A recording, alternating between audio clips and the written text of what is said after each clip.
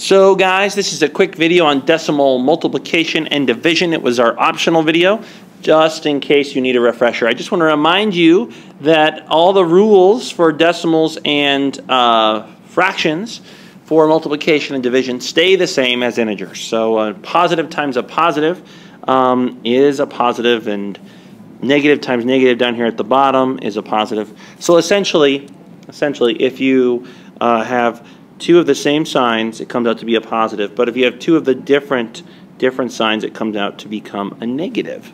All right, here we go.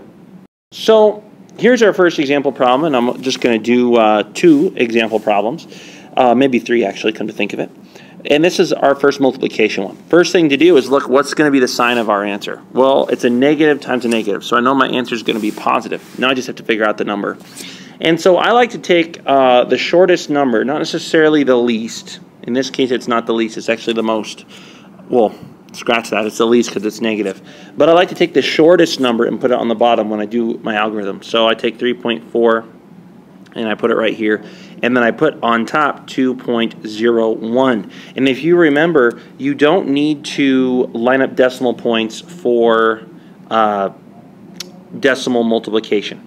You just want to line up the last numbers. And putting the shorter one on the bottom is going to get me less columns or less rows here. So 4 times 1 is 4. 4 times 0 is 0. 4 times 2 is 8. 3 times 1 is 3. 3 times 0 is 0. And 3 times 2 is 6. And notice when I started with my 3's, I went over 1.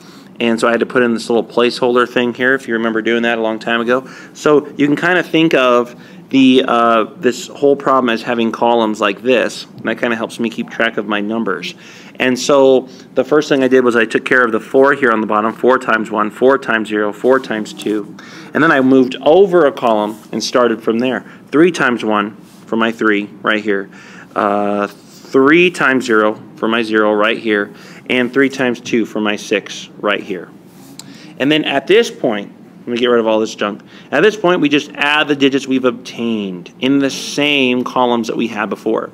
And so we simply do our line of addition here. And 4 plus nothing is 4. 0 plus 3 is 3. 8 plus nothing is 8. And then 6.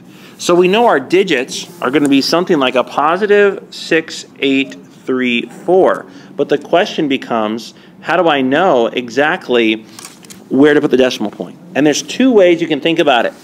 The first way is, well, what should the answer be? So this number right here is quite close to 2, and this number here is about 3.5. So I know about 3.5 times 2 is close to 7. So just from that logic, I know my decimal point needs to go right here, because I need my answer to be close to 7.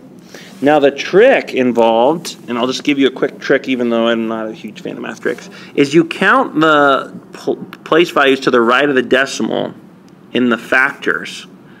And we've got, whoops, wrong spot. We've got 3. So we've got the 2 up top, and we have the 4 down here on the bottom. So there's 1, 2, 3 numbers to the right of the decimal point in my 2 factors combined.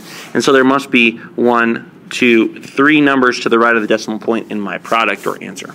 That's kind of the cop-out. That's sort of the cheater way. The best way I like to do is just actually think about the problem and where should the decimal point go.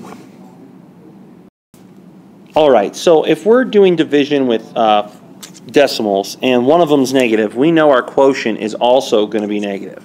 So whatever number I get over here, I know it's going to be negative because this 4.2 has a negative sign in front of it, but this 3 right here is positive. Okay? So that's the first thing to note. I like to look at what the sign of my quotient or product is going to be before I even worry about the numbers and think about it in that way.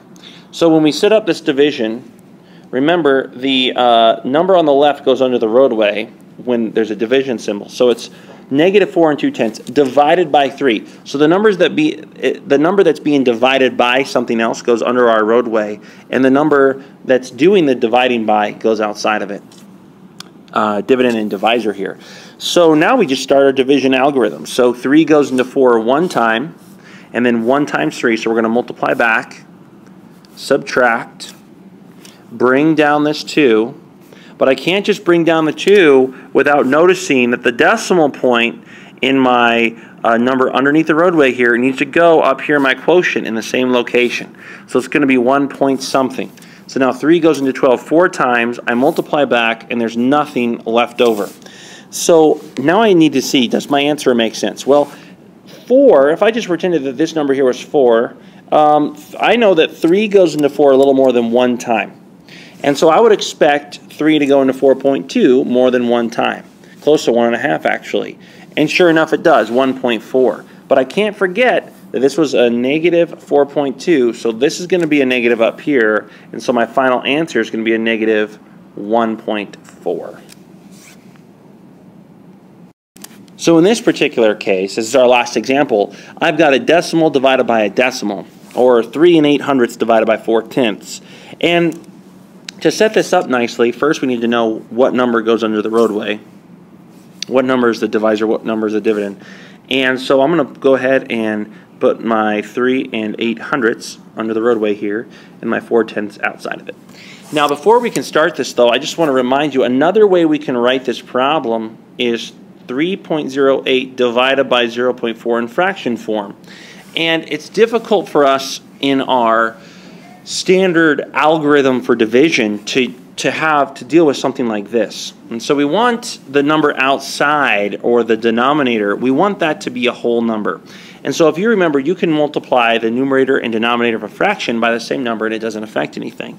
So if we multiply this by 10 and this by 10, what happens is, remember if you multiply something by 10, because we're in a base 10 system, the decimal point just moves. So we end up with 30.8 over 4. Now this is a lot easier for us to solve than our original problem. So that's what we're going to do. Before we even start the problem, we're going to rewrite it, and it's crucial that you multiply both numbers by the same power of 10 depending on how many places you need that decimal point to move. Okay? So, for example, I only need the decimal point to move right here 1 time. So because of that, I'm only going to multiply by 10. And if that seems foreign to you, think about this. What's 2 times 10? Well, it's 20. Well, that decimal point was right here on the 2, and then it got moved over to the right one to become 20. So multiplying by 10 does actually move the decimal point over. So now we can set this up just like a standard normal division problem with a decimal. So instead of 3 8/100ths, we're going to have 30 8/10 divided by 4, okay? And it's going to come out to be the same answer as we would have got if we had just typed these numbers into a calculator. So 7 times, multiply back at 28. Let me get rid of all this stuff here. Whoops, it's attached, so I can't. Let me rewrite that so it's a little neater.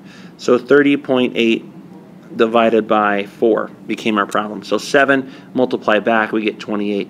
2 left over, decimal point goes right above where it is in the number under the roadway. Bring down the 8, and 4 goes into 28 7 times. So we end up with nothing left over. So our final answer is a positive 7.7. And one thing you might be wondering, you might wonder like me, was, well, how can that answer be the same if I change the numbers? I didn't divide 3 8/100ths by 4/10. I divided 30.8 by 4. And it comes down to this idea that, take for example, 8 divided by 2, you know, is 4. Well, if I move the decimal point over and make this an 80 and make this a 20, it's still 4. So our answer doesn't change. What would change the answer is if I made an 80 up here and a 2 down here. That would change our answer. So that's why we need to move the decimal point the same amount of times in each number before we actually do the division. All right, guys. Good luck. Thanks.